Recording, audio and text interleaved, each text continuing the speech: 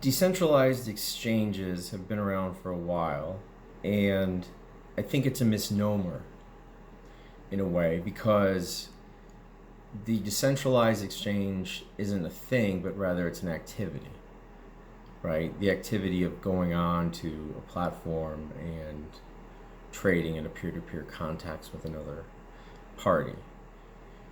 What's problematic about the majority of decentralized exchanges is that there's a critical cog in the development or the operation. So they're not really decentralized at all, right? You could argue that using free software and putting up a DEX is not in and of itself is creating the ultimate decentralized exchange, but there's still market participants, right? And so it's very difficult to get to that absolute level of decentralization to make it a truly decentralized exchange. And you've seen that with like EtherDelta and other exchanges which have gone by the wayside. And harping more upon the potential for regulation in the DeFi space, you have a definite possibility that a decentralized exchange is subject to a myriad of laws. And the first involves, out of the three, the first would involve the exchange of fiat or even stable coins for other crypto. And that in and of itself, under federal law at a minimum, under state law at a maximum, would constitute you as a money transmitter. And being a money transmitter requires FinCEN registration as a money service business, and then potentially at the state level as a money transmitter or check casher or whatever the state calls it. And so, again, you go back to facilitating that activity of being an unlicensed money service business, which we've seen people go down for in the past, right? Or states filing actions against people for being acting as unlicensed money transmitters. And so it's an issue, right? Second, related to that, is that as a financial institution and as a money service business, whether you are registered or not, right, what you should be, is your AML protocols, right? Your requirements to keep information on market participants, and acquire information and verify who they are, right? Your KYC, if you will. And that's sort of the object of a decentralized exchange. There's no KYC, right? That's part of it. And I get that. I get the whole concept. I like the whole concept. But unfortunately, I think it's subject to various sets of laws, and one of them is AML KYC protocols, which you just don't see happening, right? And so there's a real, from a government standpoint, I get it. There's a real risk that decentralized exchanges could be used in money laundering, in harboring the proceeds of crime, and such and such.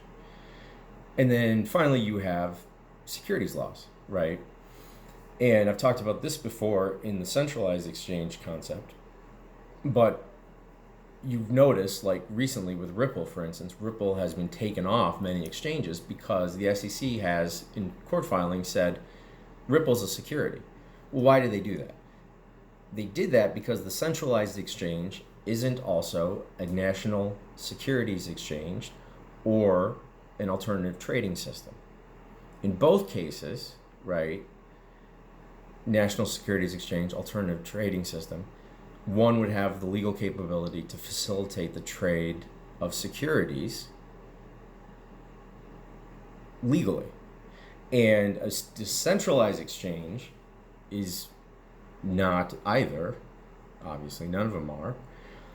But yet, they could be trading ICO tokens and other cryptos that are, in fact, securities, right? Whether they're securities because they provide some kind of return, or because they represent an ownership stake in a company or entity or operation or common enterprise, or because they are simply a governance token and they allow voting that controls the way a project works. That could be a security.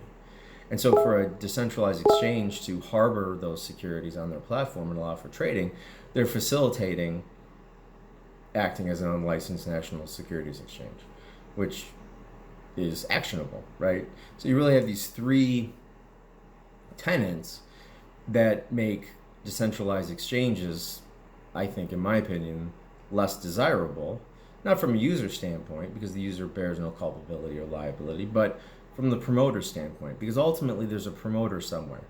And like I've heard arguments which are very articulate and very good about publishing code and whether that's protected under the First Amendment. And there's this constitutional law argument which goes on and on related to the First and Fourth Amendment. And I appreciate that, and I wouldn't dare put my toe in the water on that because it's not my expertise. But it's never been proven in court. So you have to look at it and be concerned and say, well, if I'm going to start this, am I ultimately going to be responsible under those three layers of law that I just discussed, just because I copied some code or developed the code or provided some liquidity or run the governance model or devise the governance model, whatever the case may be. So it's not free. A decentralized exchange, in my opinion, is not free of regulation. I think there's regulation to be had. Just because they largely haven't been regulated yet doesn't mean that they won't be in the future, or that you wouldn't be the first that would bear the wrath of some regulator for various reasons. So it's undoubtedly something you'd want to avoid. But I see the place, I see the reasoning for it, and I see why they're useful. I've used them. I don't have a problem with them. But I think that's something to be wary about, the three reasons that we've discussed, and to consider that when you're going in and starting these decentralized exchanges. So, in any event, hit me up. Happy to answer any questions. Happy to discuss and, I guess, go into permutations of my argument, right or wrong. Hit me up, Adam at adamtracy, tracy.io, and I'll talk to you later.